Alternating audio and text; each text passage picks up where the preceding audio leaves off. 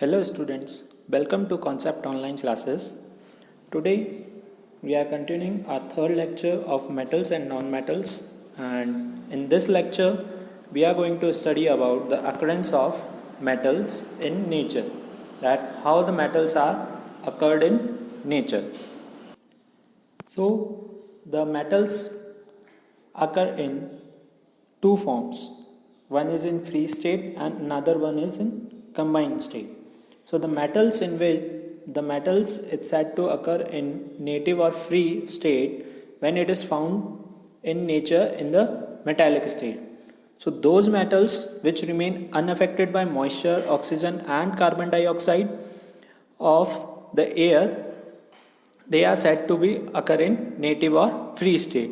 And the reactive metals, that is the metal which reacts with moisture, oxygen, carbon dioxide and other chemical reagent are not found in nature as in free state.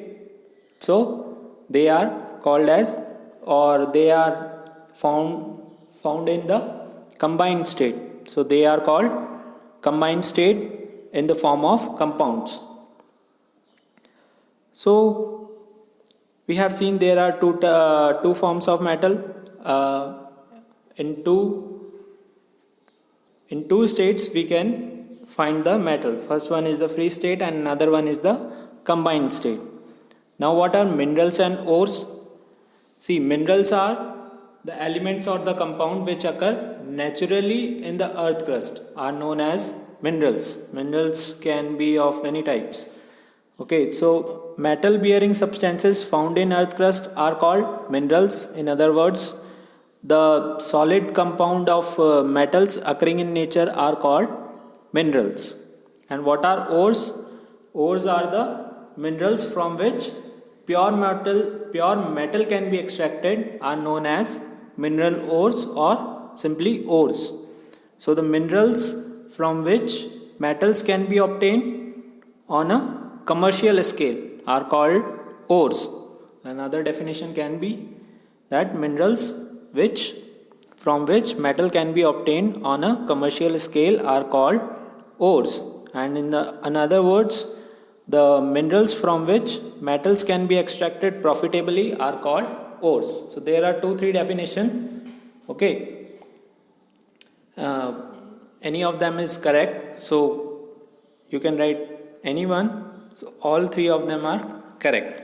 So, and the one more point comes here is that all ores are minerals, but all minerals are not ores, because an ore is rich in amount of metal and the amount of foreign materials or impurity is low in an ore. Minerals contain so many impurities, but ore is the mineral which is rich in the amount of metals and it has very less impurity. So we can say that all ores are minerals, but all minerals are not ores. Okay, I hope this point is clear to you. Now there are several steps of metallurgy, like the process of extracting the metal from a mineral or the ore, we call it metallurgy. So there are various processes of metallurgy which we are going to discuss here one by one. So there are 4 steps by which you can extract the metal from its ore. The first one is crushing and grinding. The second one is enrichment of the ores. The third one is extraction of a metal, and the fourth one is refining of metal. And one more point is there, that is gangue or matrix. The ores contain different impurities in it, such as sand, soil, etc. So these impurities are known as gangue or matrix. The ore which we mine from the earth contains some unwanted substances or impurities. So these impurities can be sand, rock, clay, material. So these substances are called gangue or matrix. Okay, so let's discuss one by one the processes of extracting the metal. So we know the reactivity series, that metals are arranged in the order of their reactivity. The first one is more reactive, then the reactivity decreases accordingly. So the extraction of metal which are low in the reactivity series, for example your copper, gold, silver, platinum, mercury. So these are the metal comes in the low in the reactivity series. So metal which are low in the activity or series or are unreactive. So metal which comes in the low in the reactivity series are said to be very unreactive. So the oxides of such metal can be reduced to metal by heating alone.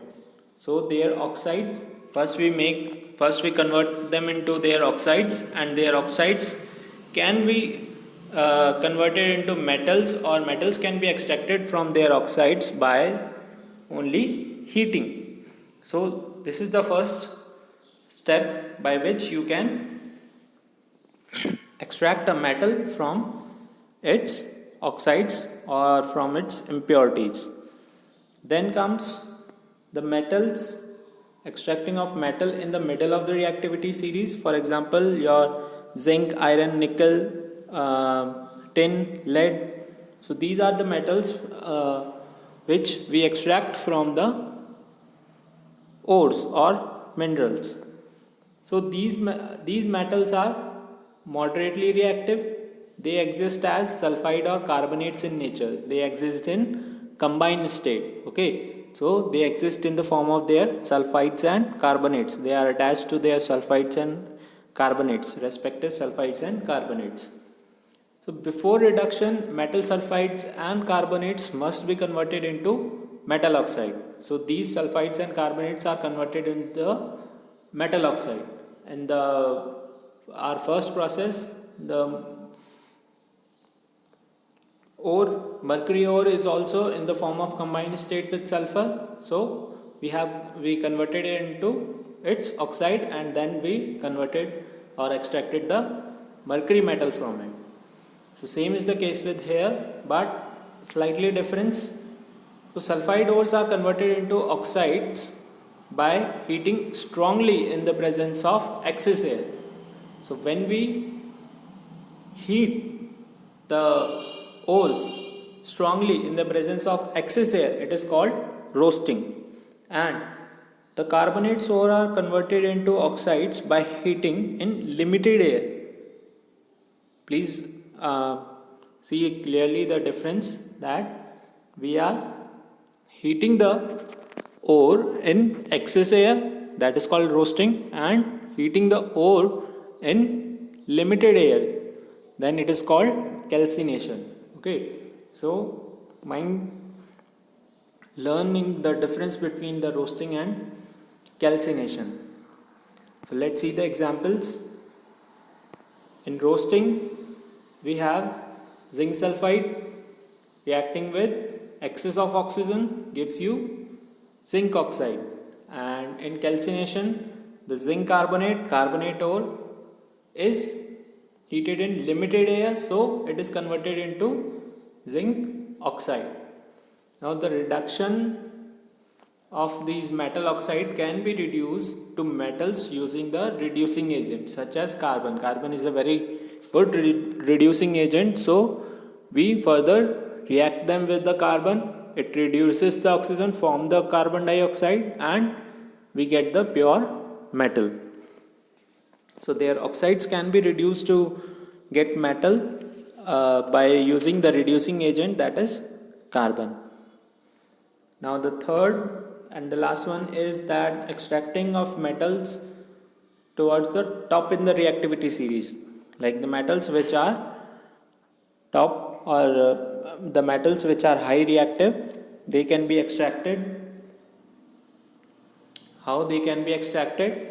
The metals are highly reactive, so these metals, for example, your potassium, sodium, calcium, magnesium, aluminium. So these metals are highly reactive and they cannot be obtained by heating.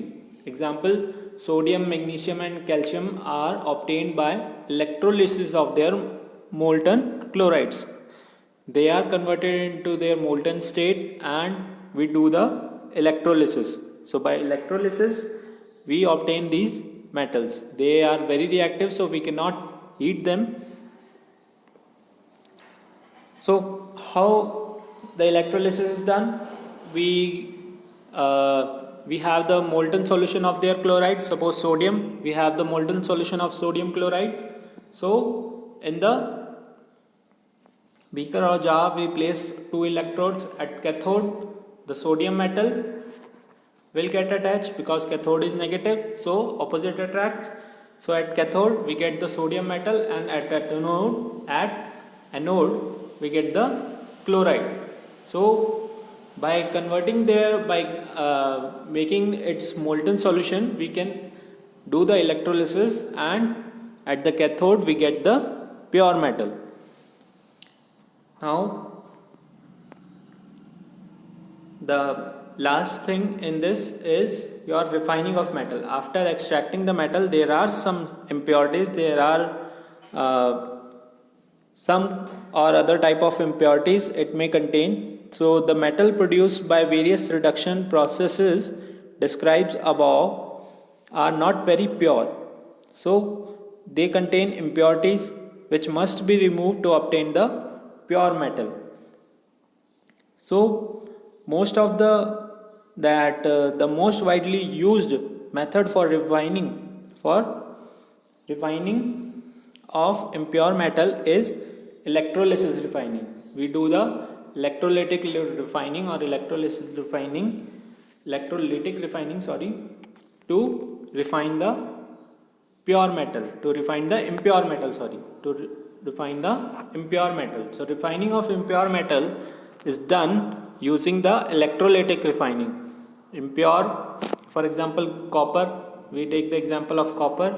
So impure copper is used as an anode and strip of pure copper is used as cathode, and acidified copper sulfate is used as electrolyte. We make the solution of it, and when the electric current is passed through this, impure metal from the anode get deposited in the electrolyte solution, where the pure metal from the electrolyte is deposited at cathode.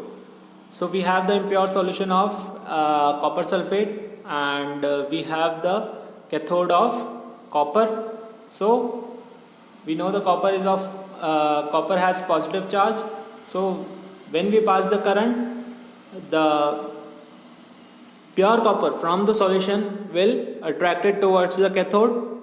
Okay, so pure metal is attracted, or we get the pure metal from cathode, and the deposition of soluble residue formed from the dissolution of anode during commercial electrolysis.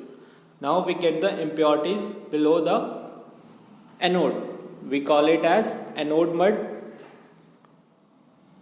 So this is how we get the pure metal by refining it through the electrolytic refining. Now we have a chart. We can explain this whole process through chart. That concentration of ore, metal of high reactivity, we do the electrolysis, and metal of medium reactivity, there are two types of ore, that is carbonate ore and sulfide ore. We do the calcination with the carbonate ore and we do the roasting with the sulfide ore. And the metal of low reactivities, we have the sulfide ore, we do the roasting and we get the metal. So this is the whole overview of the extraction process or extraction of ore. And one more topic is there, that is corrosion. We have studied this topic in our first chapter, that is chemical reaction and equation, but in this chapter it is also there. So what is corrosion? Metal when exposed to moist air for a long period of time, they become corroded, and this is known as corrosion. For example, silver reacts with moist air and become black in color due to silver sulfide coating. So you know the basic what is corrosion. When it is exposed in the air, it get corroded, and when the corrosion is on the iron especially, it is called rusting. In case of iron, the metal involved in the chemical process, the corrosion is called rusting. So how can we prevent rusting? Rusting can be prevented by oiling, greasing, galvanization, okay, by painting. And to protect steel and iron from the rusting, a thin layer of zinc is coated on them. It is known as galvanization. So galvanization is done to protect the metals from corrosion, especially iron and steel. And there is one more form, that is alloy. So alloys are used. We use nowadays alloys of various forms like brass, bronze, solder, or your stainless steel. So these all are the alloys. What are alloys? They are the mixture of two or more metals, or the metal and the non-metal. Okay, so it is known as alloy.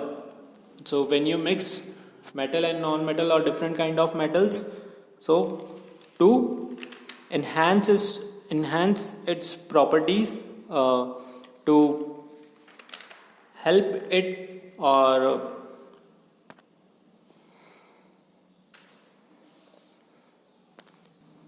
to improve its properties, okay, to improve the properties of metals, we use alloys.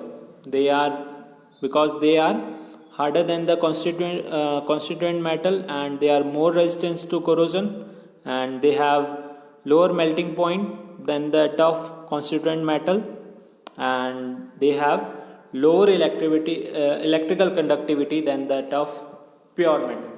So corrosion is the best method to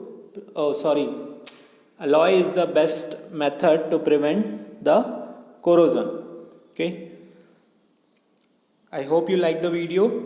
If you have any doubt, you can comment below, and please like our FB pages, and you can subscribe to our YouTube channel for more such videos, and you can also buy these videos on our app. Thank you.